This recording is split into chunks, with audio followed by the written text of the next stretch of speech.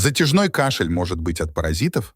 Кашель может быть из-за разных причин. Ну, естественно, может это быть и вирусная инфекция, бактериальная инфекция, воспалительный процесс, много слизи в кишечнике, тоже от этого может быть кашель.